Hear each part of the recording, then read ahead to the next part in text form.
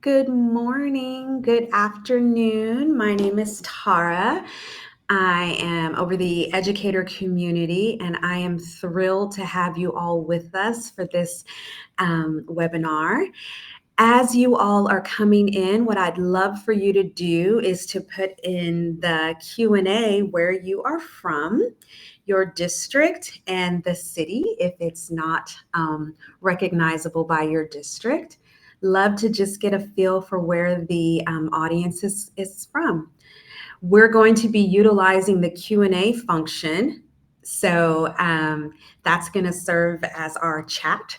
So if you want to go ahead and click on that so that you have that ready and available. This is a webinar. You know that all of our webinars in the community, I want to ensure that they're interactive and that your questions get addressed. So any questions that you have, feel free to drop them in the Q&A, and we'll take intermittent pauses throughout so that we can ensure, or we'll wait to the end depending upon what the question type.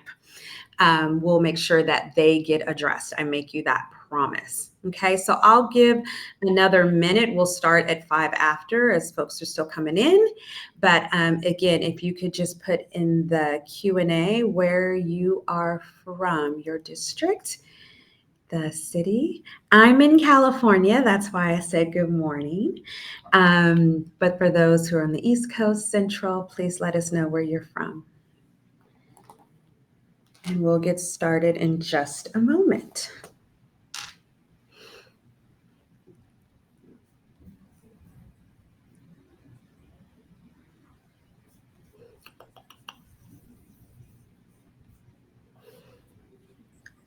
Welcome, welcome. I'm not seeing, okay, Tennessee, nice.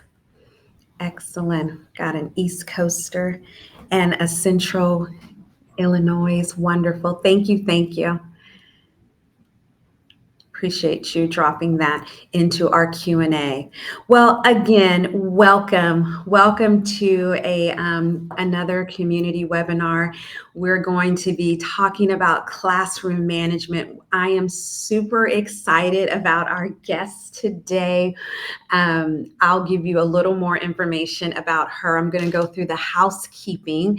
Some of you might have noticed that we have a giveaway, and you know that I love to give things away. And so I'm going to show you how you can participate in that giveaway. So let's take a look. There is a web address in the Q&A. If you click on that, it'll take you to this landing page here. Okay, and this is our community landing page, a part of our ViewSonic Education website. And any of these banners, this is about being an ambassador. You'll see our district spotlight. There's several banners that are rotating. If you just scroll down and click the link, it'll take you into, it'll give you an opportunity to actually join the community. Our educator community serves as another layer of support for the ViewSonic ecosystem.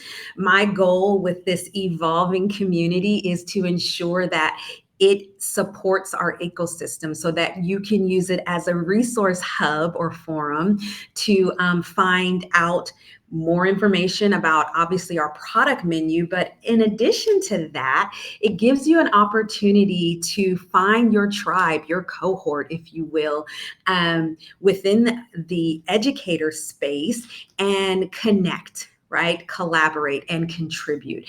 And so here you will find we have product forums, we have regional forums. Just when you join the VSA, the community within the United States and Canada, you're also joining a international community. So you can go to our different forums here. Our Learning Center, it's got everything, including our knowledge base. Our PD is also embedded within the community. So if you have had PD in your on your campuses or in your buildings, you can get some really cool resources that will support the after PD, right? When questions and whatnot come up. We have a whole section devoted to our professional development. This is information about our session today. And then this is an opportunity down here as you continue to scroll. This is how you can, yes, get the latest posts on what's going on, but this is also how you can really add to the conversation with the community. We are talking about classroom management, as I already shared with you. And what we're doing is we're utilizing the superpowers quiz. And I'm curious how many people actually took the superpower quiz.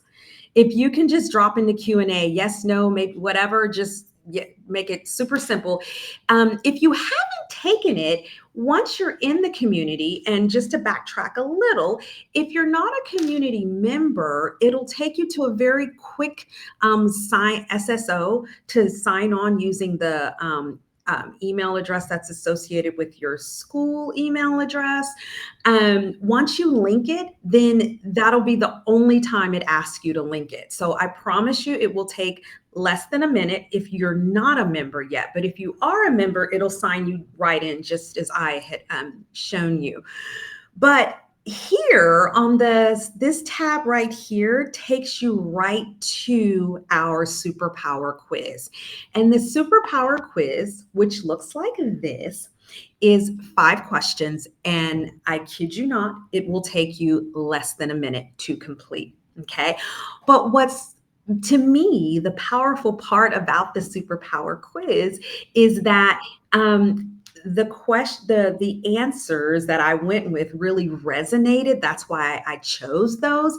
And so therefore, since they resonated, I felt like my superpower inspiration also resonated. I know as a former classroom teacher, as a lifetime educator, even in the position I serve in now with the community, this is who Tara is. So I was really excited to find how, right on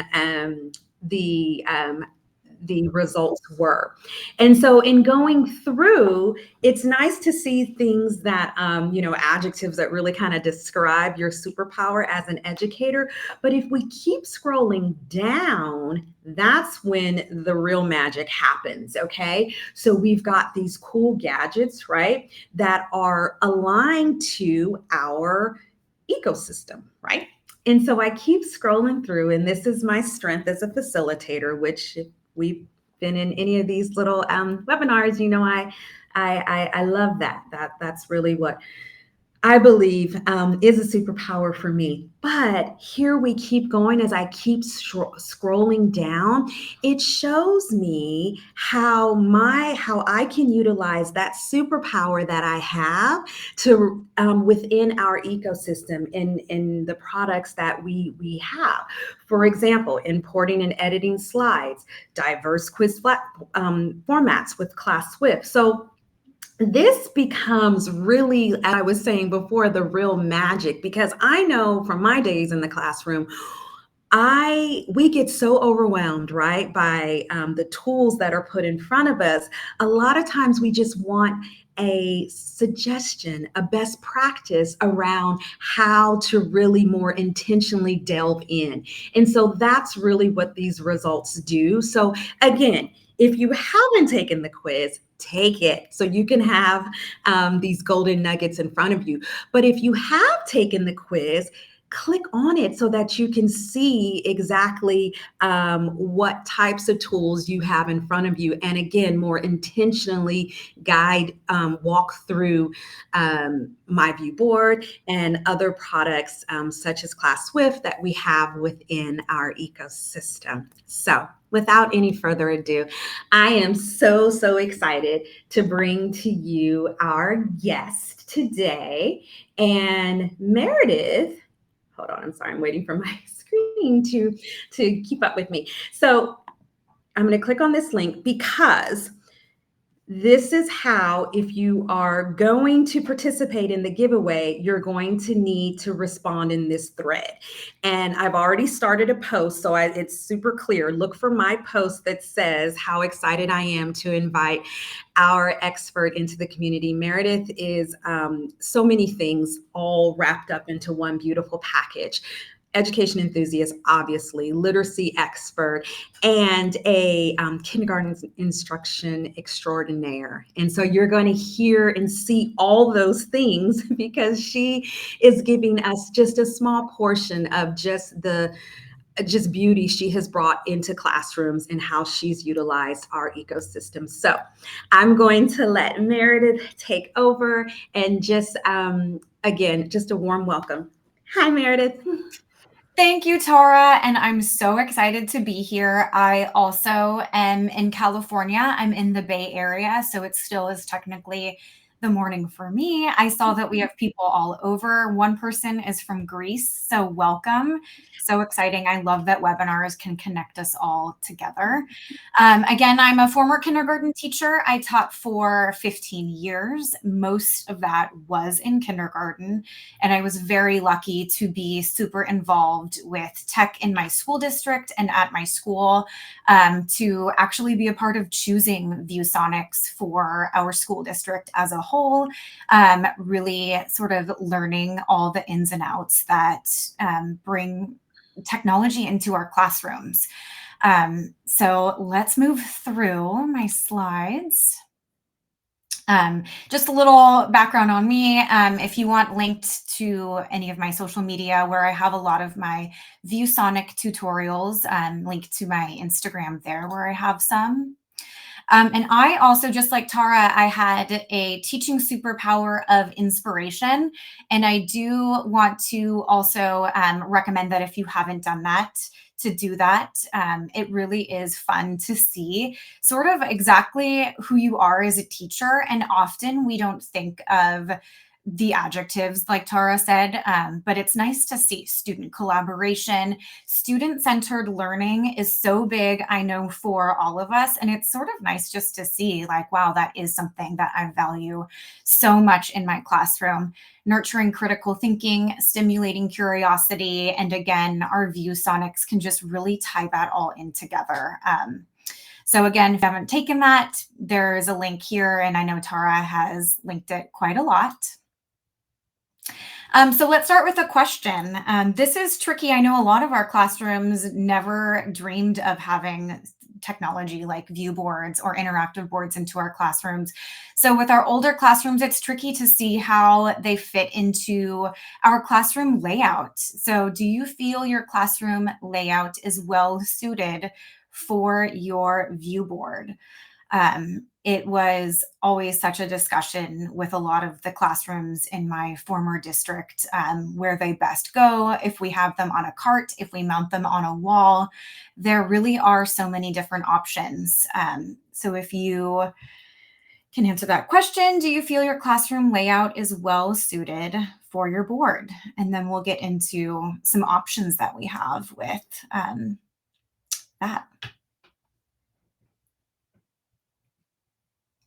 And let's move through, and we can even get back to those questions if you want to answer that as we go forward.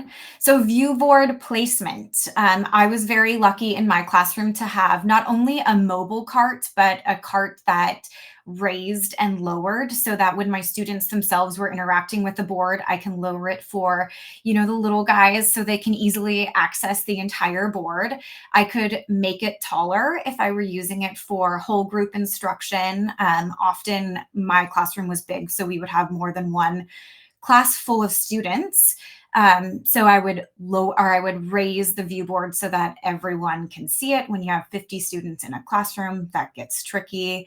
But there are also some options if you don't have that luxury of a cart or the mobility, to sort of move around your board and allow your students to maximize its integration into your classroom. And this was a picture of my classroom with my ViewBoard. You can see it up front next to my teacher chair. And The biggest part when you think of your view board placement, whether it is on a wall or on a cart, is that it's easily accessible and viewable from the learning spaces in your classroom. That can be student desks or tables, on the rug, or even if your view board is in a fixed location, having flexible seating or even just clipboards. I didn't have flexible seating in my classroom often, but just handing a student a clipboard and having them go, sit and get comfortable in front of the view board, is really helpful. And that's a way that you can use your view board, even if it's on a wall.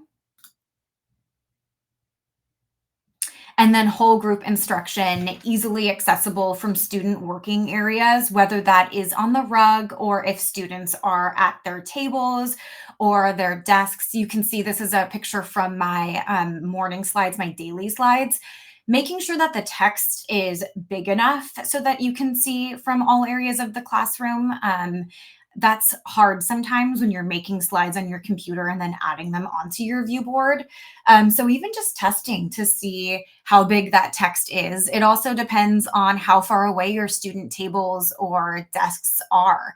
My classroom was huge, so sometimes my students would be quite a ways away. So making sure that they can still read and access the important information on the board is really top of mind, when you're projecting slides or using your view board. And then small groups. I loved using my board and just moving it, where my students and their small groups were, especially at my teacher table. It was so helpful. Um, Making sure that your cart is free of maybe carpet that might be in the way or any different furniture, on your rug, just so you can easily move it around or even have students move it around if, you're at a teacher table and they need to access it for another small group or something else, or maybe you have a para in your classroom, an aide that might need to use it. So making sure that it can move around and even having designated areas in your classroom that students are used to seeing the board in, whether that's near your teacher table or, at a technology group where students might need that. But just making sure it's accessible, it's free from furniture, and even if you need to have, an outlet nearby so that you can plug it in somewhere else or just a longer power cord. I had quite a long power cord. I wonder if your text might be able to help you with that.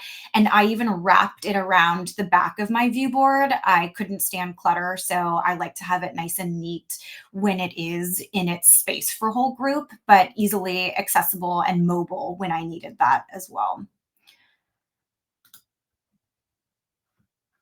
And then moving into using your view board, what is your favorite way to use your board with your students? There are so many different ways. My board was on 24/7 in my classroom. Well, not 24/7, 8 hours a day in my classroom for many, many different ways. We all have our favorites. I liked to integrate it to most aspects of my day. If you would like to add an answer to that question, throw it in the chat, the Q&A, and we'll get back to that.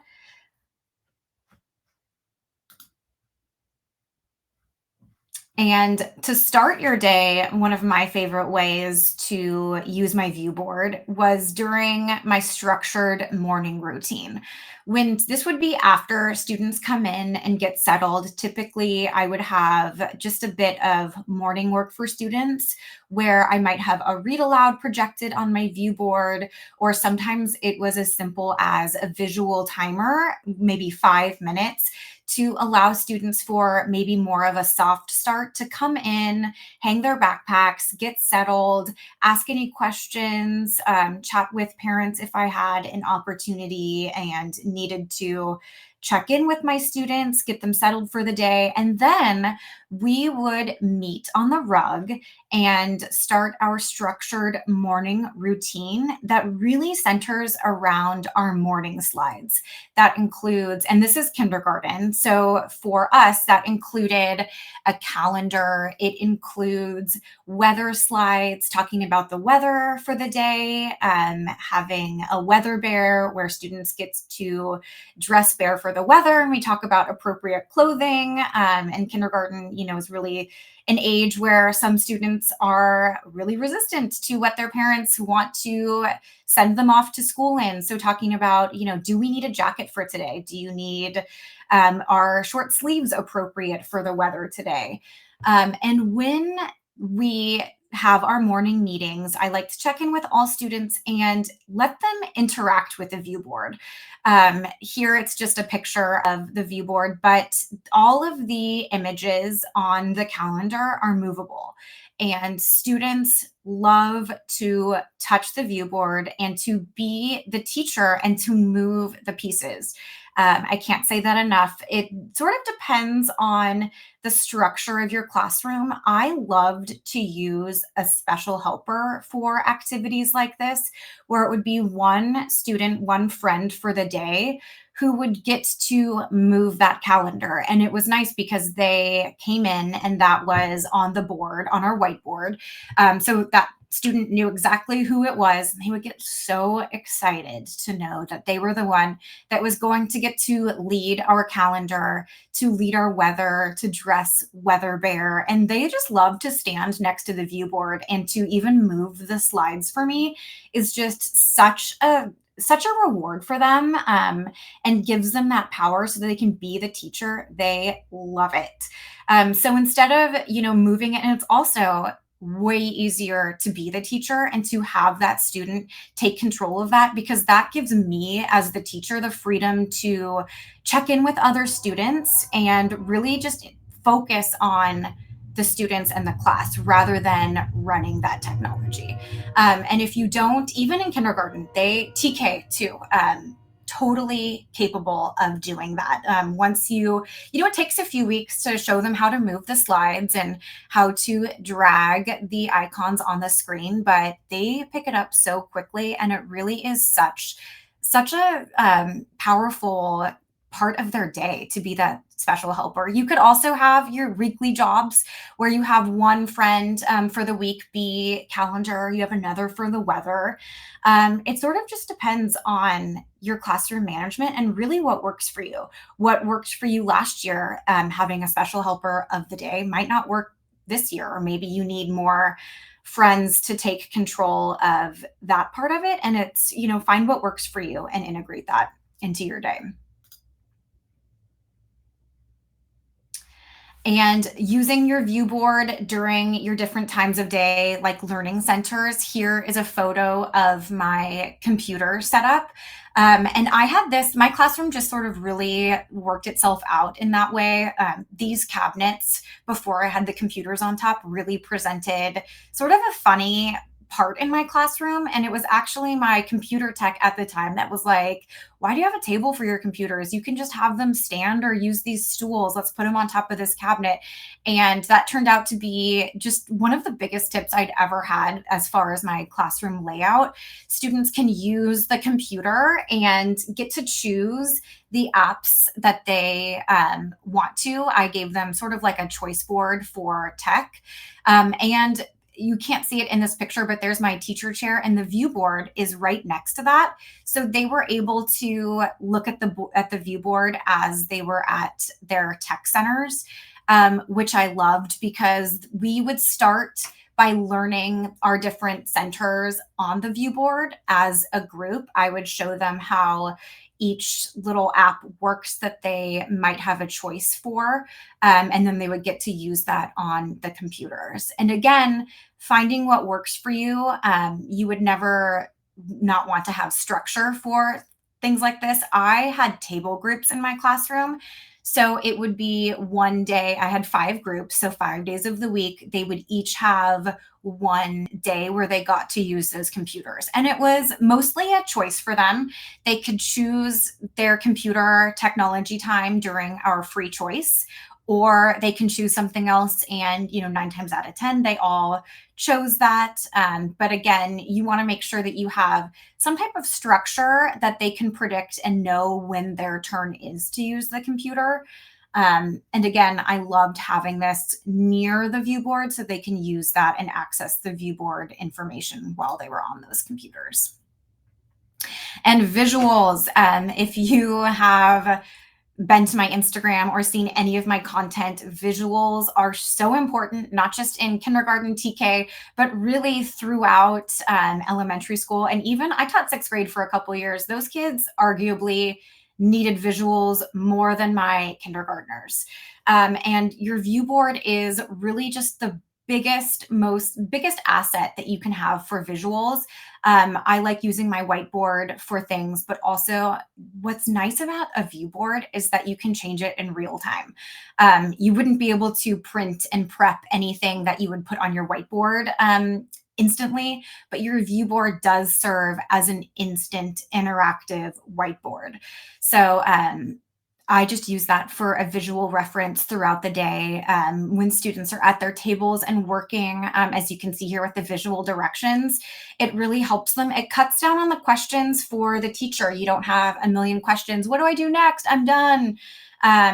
They can ask a friend or just use that view board. So really just maximizing the view board in your classroom for every part of your day is just truly, truly game changing. Also, a visual schedule is helpful, even to add that to your morning routine. So just really thinking of all the different ways that you can use your view board in that. And then another question, if you want to add this to the Q&A, how often do your students interact with your board? It's so tricky to know when students can interact with your board. And I do encourage you to maybe just add one more interaction with your students to the board per day. They love it. What I used to do in kindergarten when time would get tricky or students seem a little off task is to regroup my whole class on the rug and have an activity. It could be a website for phonics. It could be a just for fun, even handwriting they loved. And I would have we'll get into this later, but a little stylus that I would share with my students. And this sort of gives them the power. It's almost like a microphone, but this is their tool that they get to use to touch the board. And I love this method, and you can use as many or as little as you want. Sometimes I would have a few that I would hand to students and they would know their turn is next, or going through all 24 students and them coming up quickly. The entire class, I promise you, is silent because they know if they aren't, they're not going to get the stylus and they're not going to get to interact with the board. And even sometimes just tracing a letter or writing a word or moving one little icon on the view board is all it takes to regroup students, to refocus them. And it's just a fun part in the day. So just that tiny little interaction that they can get, or even just watching some friends get to interact with the board and then knowing, okay, my chance is probably later today at another time, or even tomorrow. They love it. And student engagement, I did mention this before, but providing opportunities for them to use your board and to touch the screen and to be in control of that during whole group and small group instruction. This is my weather bear. He is a part of our morning slides. So we do this during calendar. And again, I love having a student helper, but you could have a friend, or even if you want to just sort of keep a mental note with your students and choose a friend who is really needing that extra encouragement for the day, whether you see them on the rug and you're like, okay, this friend really is working hard to show me that they're engaged and ready to be a teacher and lead our weather bear. Choosing that friend in the moment is helpful. I love student helper, student of the day, but whatever works for you is best, and you know your students best. And again, with this, I do use the stylus. Sometimes they can use their finger, and it really is whatever you want, but I'll show you some more. I think I have a picture of my favorite crayons. This one is a little pencil, if you can see it, and it's just so fun. They're cheap on Amazon. You can buy bulk and they don't cost hardly anything. And here are my crayons I had. And again, my tech who gave me the tip for my computer station, he came to me with these one day. He's like, look what I found in the library. Do you want them? Out of all the teachers. And I was like, yeah, I need them. So he got me 24 and I had them in a magnetic pocket on my whiteboard. Put them all in, and students would get to choose their crayon. And it actually worked out when we came back from distance learning with COVID, because they couldn't really share their materials. So they each had their little crayon in their student supply box, which they also loved. They are consumable. I've had some that have lasted for years. Others don't last that long, but again, they're cheap. And I do have the link for the crayons in my slides. You'll get that in an email after we're done. But really, again, with classroom management, you want to find a system that works for you. This worked for me. I've seen teachers that have a long pointer that we all used to have in our classrooms for our pocket charts and our whiteboards. That would work too. Or again, your fingers work. That's how I use my ViewBoard, just with my finger. I have found that a stylus works best for students because they associate that with their ability to interact with the board. So it's not just willy-nilly. They can touch it at any time.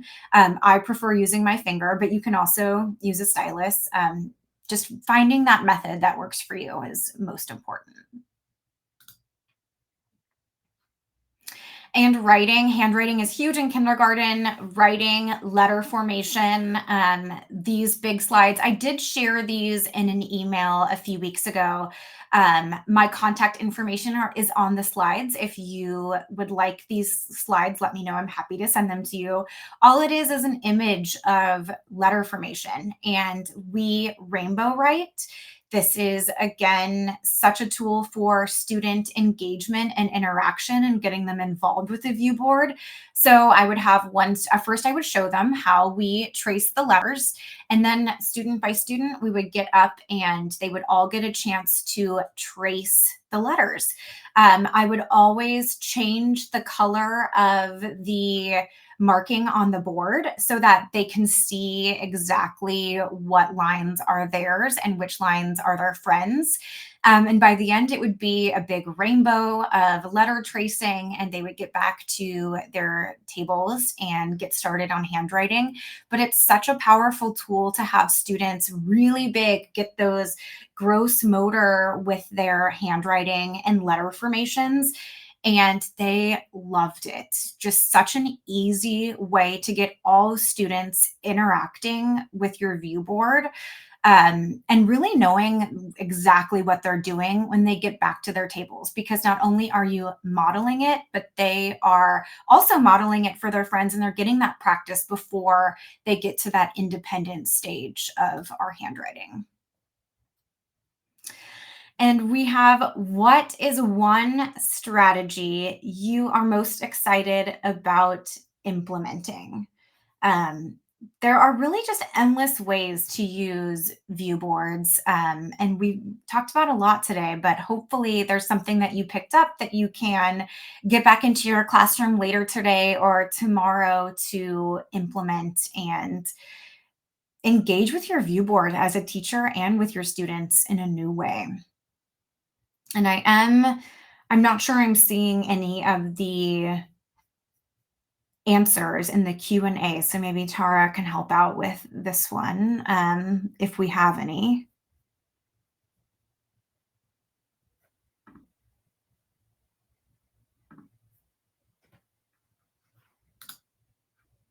And then again, when you get the email with our replay, my additional resources and links. Awesome. So thank you, Meredith. A lot of really helpful information. I was like taking copious notes over here. Thank you so much for that. I don't see any questions just yet. I wanted to just kind of go back and reiterate some of the just really the highlights. The wonderful thing is, of course, this is recorded, so we will you will definitely have an opportunity to go back and revisit again all of the awesome information that Meredith shared with us. One thing that I love is that as a fellow inspiration superpower, that Meredith really utilizes that idea of being the facilitator, right? A facilitator in the classroom. I love the fact that she gave such rich examples of how when she was in the class, when she was teaching, her students really took on that junior teacher role, if you will, so that that in and of itself, we all know, becomes very empowering, right?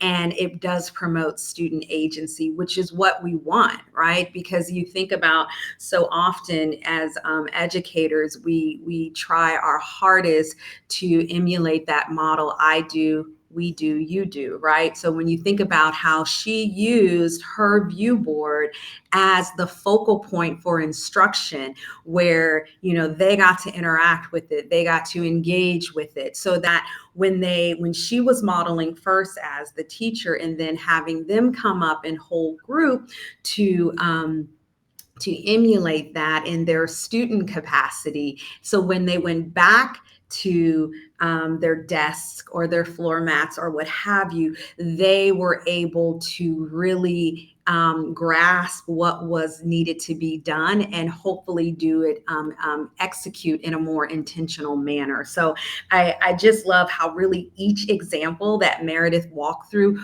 really highlighted that.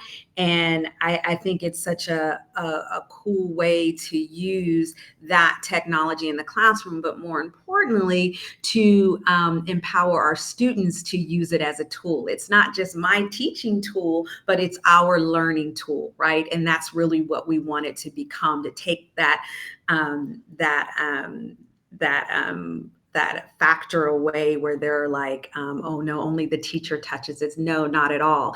It actually becomes a behavior modification or self-regulation, because you'll get to use it too. And I love the fact of being able to empower them even more with having them use a stylus. And so just again, I can't emphasize enough how many real golden nuggets that were shared. I just wanted to highlight a few.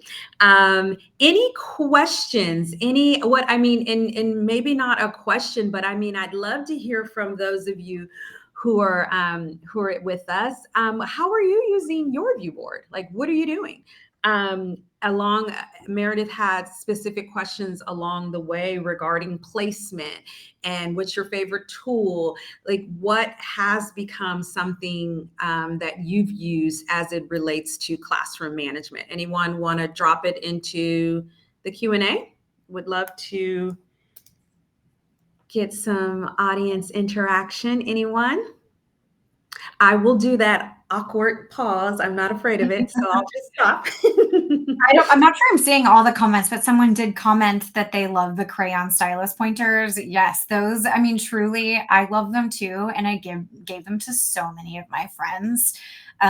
They really are so cheap. There are a few different brands on Amazon. They're perfect student sized. And again, if they get broken, go missing, they really aren't that expensive to replace. So they're nice. Absolutely. I know I'm not, I don't know why. Oh, wait. I'm going to go here really quick. Okay, now I'm seeing more. Hold on, making sure I see all of the comments. I know that some of you, okay, thank you. I know some of you perhaps didn't have the opportunity to decide where your ViewBoard was placed. So it just was there when you came back to school. But one thing that I love is the suggestion that Meredith offered around, if we don't have flexible ViewBoard placement, at least we trying to design your classroom in such a way where there's flexible seating placement, as well as utilizing clipboards. I mean, that's like, wow, that makes it really super simple. And I know, using carpet squares, whatever, depending upon, or just moving those chairs, depending upon what grade level you're teaching at. Or if your classroom allows to move student tables or desks so that you can maximize that ViewBoard space, it can certainly be tricky. But yeah, my favorite way around that was clipboards. Awesome. Okay, no questions there. So I'm going to give another minute or so for questions. I know that I've gotten a few people to comment within the thread. Looks like you did include your superpower. We've got adaptability, inspiration, lots of inspiration folks, which is super cool, and adaptability. And I understand some of you might feel like maybe it's a 50-50 split around where you feel like you really shine in, and that's totally fine. As by virtue of being just human, we know that we have various facets about us. And my experience was mostly in kindergarten, so very focused on littles and classroom management heavy. But again, I did also teach in 6th grade and have friends that teach in high school. So one of the new things that ViewSonic has is ClassSwift. And it is such a fun tool to integrate students that have one-to-one devices. Think of pop quizzes in the moment. You can figure out what students know already about a topic before, and even using that for classroom management to get them involved. And that would be more of a way that they're interacting on their device, Chromebook or otherwise, connected to your ViewBoard. So that's definitely something that you would want to look into if you are an upper grade teacher, a secondary teacher. ClassSwift, so helpful. Awesome. Thank you for that. And again, with it being a newer tool, I know some are not quite familiar or like, okay, what is ClassSwift? And that was one of the things, if we remember back to my, in the beginning, the results that I was scrolling through when it was linking super gadgets within our ecosystem to my superpower. ClassSwift was one of the tools that came up. And as Meredith alluded to it works really well when there's a one-to-one device ratio, just because it is going to help around ensuring that the student you're going to get that that feedback from the student individually, as well as kind of customize what learning is happening for an individual student based on their specific needs. So ClassSwift is something else that's going to help with classroom management as far as being able to ensure that you're teaching the whole group right where they are as far as their individual needs are concerned. Okay, we're going to be having more, and there's actually within the community, I'm going to just take you there really quick in the community. I think perfect, it's showing. So in the product form here at the top, if I scroll to ClassSwift here, you will see that it is full of information around that particular tool, success stories, articles, a video center. Also, what you'll find is we did a, back in the spring, we did a just an introductory session around ClassSwift. So it'll at least give you some of the nuts and bolts, but you can rest assured that as we continue to roll out that new tool, we'll have more information in the community about ClassSwift. Okay. I do see a question, or it looks like a comment from Nathan. I just wanted to make sure I acknowledge. Allowing the little ones to learn letter writing by having that big screen is helpful, and they love getting to do that. Agreed. As Meredith shared, I've been able to see in classrooms as well. Whenever we can empower our students by giving them that such a big cool tool to also use like the teacher does, they love it. And it does something with intrinsic motivation, as well as I was saying, it becomes it does become a behavior modification because it helps self-regulate. They know that I'm not going to get that cool stylus, be it the pencil or whatever stylus you're using in your classroom, if my behavior or the or however I'm conducting myself in class does not lend itself to being able to handle something like that. So again, what we do in the beginning, we all know this as teachers around classroom management, is really becomes the saving grace throughout the year, right? We instill those rules, and we have them come up with those rules together.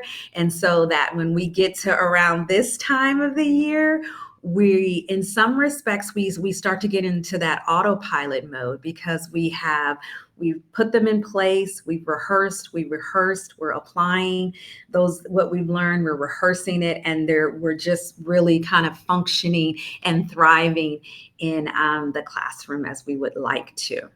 Okay, I am not seeing any other questions or comments I in. saw one comment that I would like to shout out from Katie in the community. She said, I love pulling up fall winter themed YouTube art project picture with soft music.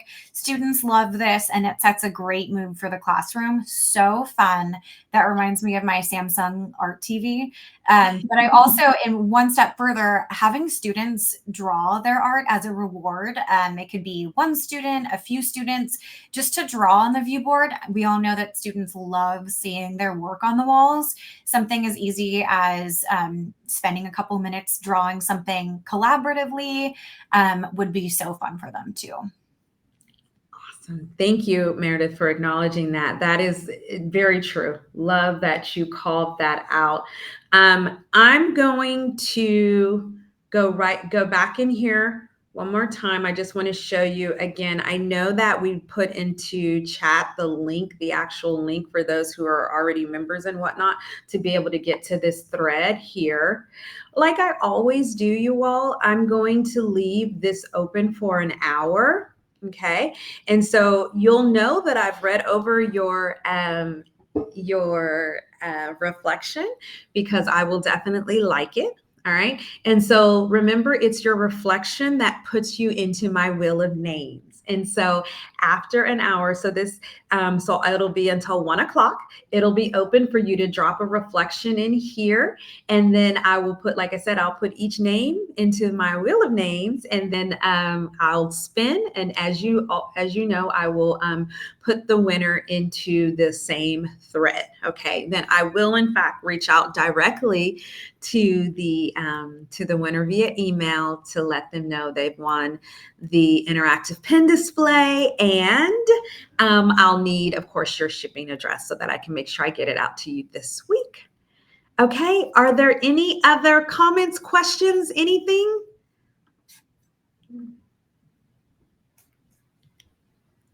Okay, I am going to assume that there aren't. Please feel free, if you would like to keep the conversation going, you know you're always invited to do so within our community. And Meredith is a part of the community as well. So we'll make sure we get any comments, questions, or whatever addressed that way.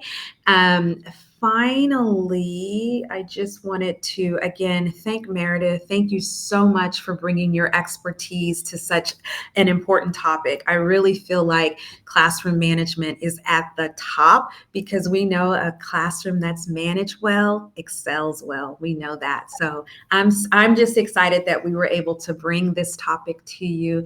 I'm excited that we were able to bring in a true expert in classroom management to share out her information and tools with you. So thank you once again. You are welcome. Thank you. Love it. Yes. And thank you to my audience. I appreciate you all for your time, for joining us. Again, you have an hour. I'll leave it open for you to drop that information in. And again, if you haven't taken the quiz, take it.